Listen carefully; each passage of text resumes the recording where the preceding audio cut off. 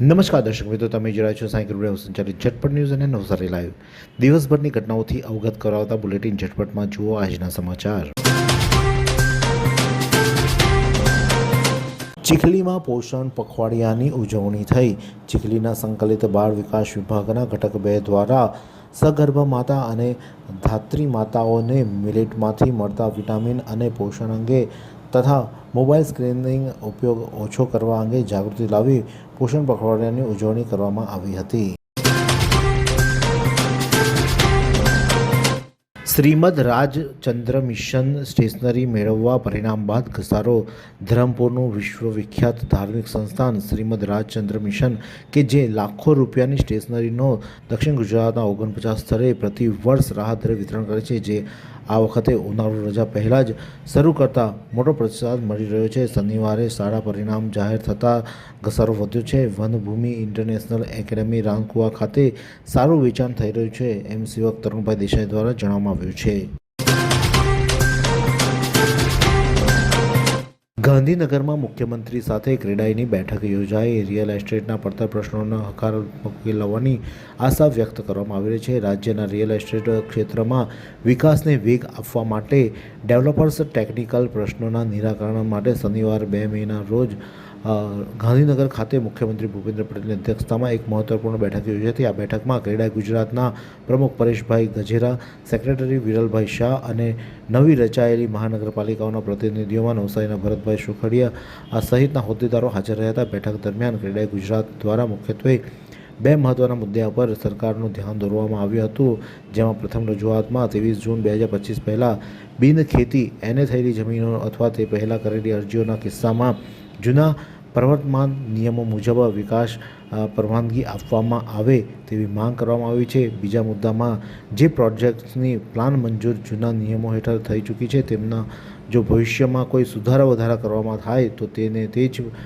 જે સમયની કેટેગરી મુજબ જ માન્ય રાખવા માટેની રજૂઆત કરવામાં આવી. મુખ્યમંત્રી ભૂપેન્દ્ર પટેલે ક્રેડાઈની રજૂઆતને ખૂબ જ ગંભીરતાથી સાંભળી હતી અને બાંધકામ ઉદ્યોગને નડતી વહીવટી અડચણો દૂર કરવા માટે અને તેમને સુગમ બનાવવા માટેના હેતુથી હકારાત્મક પ્રતિસાદ આપ્યો હતો. સાલેજ ગામના તર્જની પંકજ નાયક પીએચડી થયા. ગણદેવી તાલુકાના સાલેજ ગામના સ્વર્ગીય ઈશ્વરલાલ રણછોડલાલ નાયક પરિવારની દીકરી તર્જની પંકજ નાયકે ઉકા તલસાડિયા યુનિવર્સિટી બારડોલીથી ગણિતશાસ્ત્ર વિભાગમાં આપેલા સબ્જેક્ટ પર વિષય સાથે પોતાનું સંશોધન કરીને તૈયાર કરેલા મહાનિબંધને યુનિવર્સિટી દ્વારા માન્ય રાખી પીએચડીની ડિગ્રી એનાયત કરવામાં આવી હતી. આ માર્ગદર્શન માટે તેમને ડૉક્ટર મુકેશ પટેલનું ખાસ માર્ગદર્શન મળ્યું હતું અને તેઓના માર્ગદર્શન હેઠળ તેઓએ તૈયાર કરેલા પ્રોજેક્ટને યુનિવર્સિટીએ માન્યતા આપી અને તેમને પીએચડીની ડિગ્રી આપતા પરિવાર અને મિત્ર વર્તુળમાં ખુશી વ્યાપી હતી અને તેમને હાર્દિક શુભેચ્છાઓ પણ પાઠવવામાં આવી હતી. ખેરગામમાં સેવકથી સિનિયર ક્લાર્ક બનેલા મગનલાલ આહિરને વિદાયમાન અપાયું.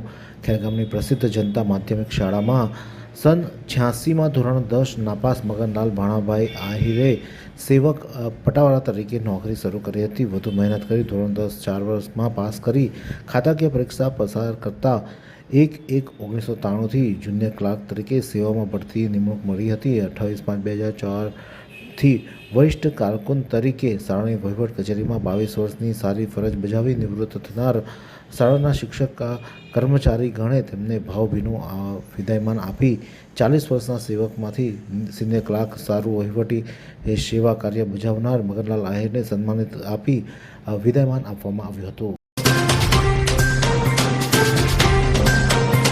નવસારીમાં અપહરણ અને ખંડણીના ગુનામાં સંડોવાયેલા મુખ્ય સૂત્રધારને પાસા હેઠળ ભુજ જેલમાં ધકેલાયો.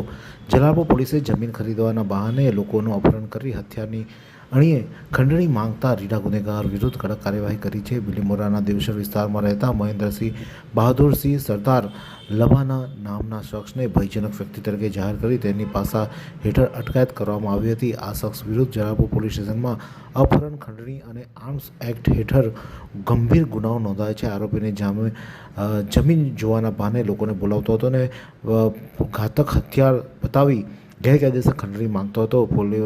જિલ્લા મેજિસ્ટ્રેટ શિપ્રા આગ્રેના અધ્યક્ષ સ્થાને વોરંટ ઇસ્યુ કરવામાં આવતા Jalalpor police inspector LG Rathod અને તેમની ટીમ દ્વારા ઓપરેશન પાર પાડી આરોપીને ઝડપી લેવામાં આવ્યો હતો અને હાલમાં આરોપીને ભુજની પાલારા જેલ ખાતે મોકલી આપવામાં આવ્યો છે.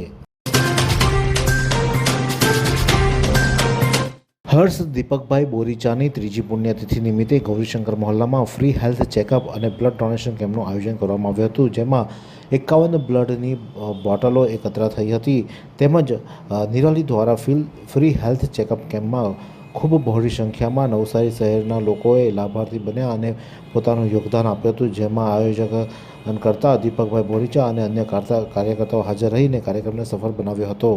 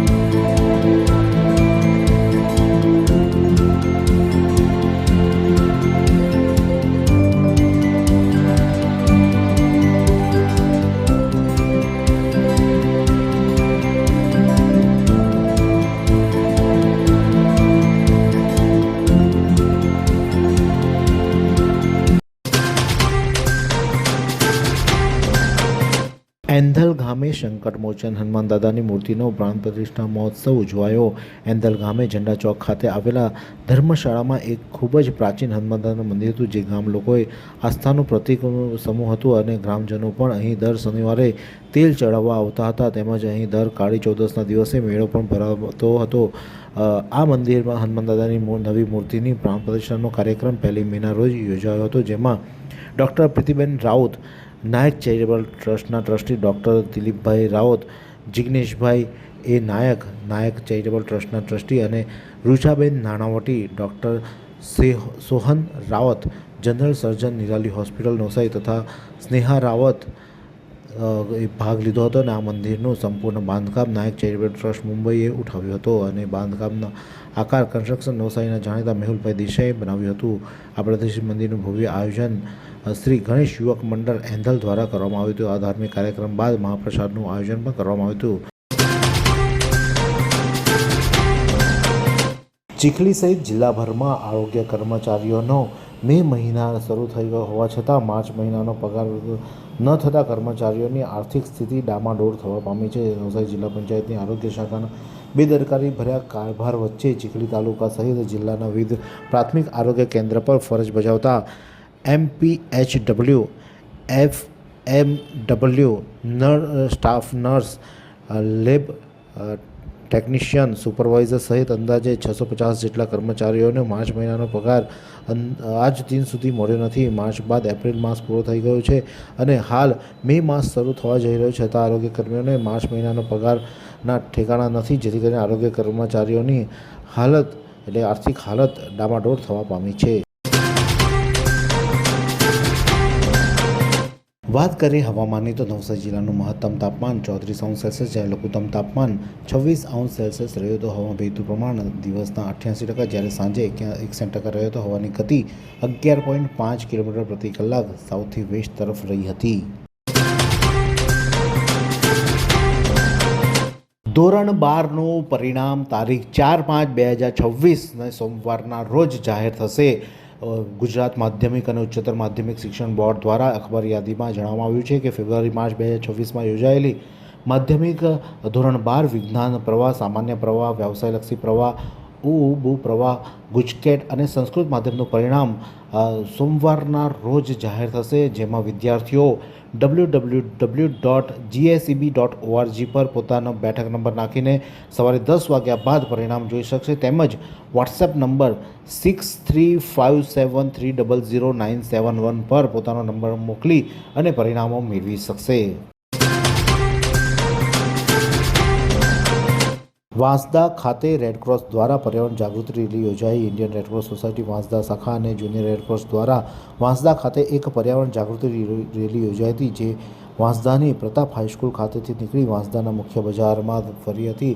રેડક્રોસ શાખાના મહિલા પ્રમુખ ગૌરાંગના કુમારીએ લીલી ઝંડી બતાવી રેલીનું પ્રસ્થાન કરાવ્યું હતું. તેમણે રેલીમાં ભાગ લેનાર વિદ્યાર્થીઓને પર્યાવરણ જાગૃતિ અને સંરક્ષણ અંગે માર્ગદર્શન પૂરું પાડ્યું હતું.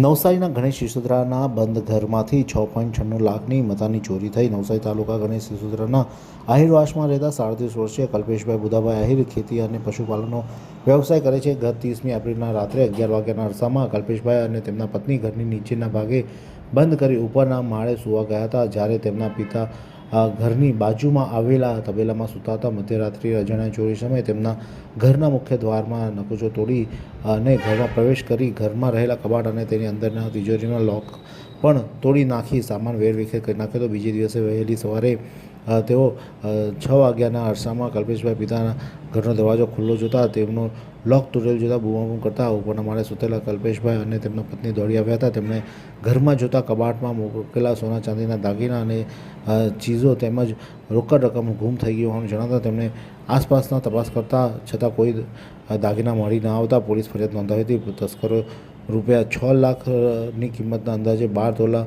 વજનના સોનાના દાગીના, આશરે 5,50,000ની કિંમતના ચાંદીના ચીજવસ્તુઓ તથા રોકડ રૂપિયા 40,000 મળી 6.90 લાખની મતાની ચોરી કરી ભાગી છૂટ્યા હતા. પોલીસે આ અંગે ગુનો નોંધી વધુ તપાસ હાથ ધરી છે. એવી કઈ હોસ્પિટલ છે જ્યાં કેન્સર માટે સર્જરીની સેવા હોય, કીમોથેરાપીની સારવાર હોય, રેડિયેશનની સારવાર હોય, પીટી સીટી સ્કેન હોય, કેન્સરની પેથોલોજી હોય, મેમોગ્રાફી હોય, એટલે કે બધું જ. હા, બધી જ સારવાર એક જ હોસ્પિટલમાં હોય. તે છે નવસારી નિરાલી કેન્સર હોસ્પિટલ.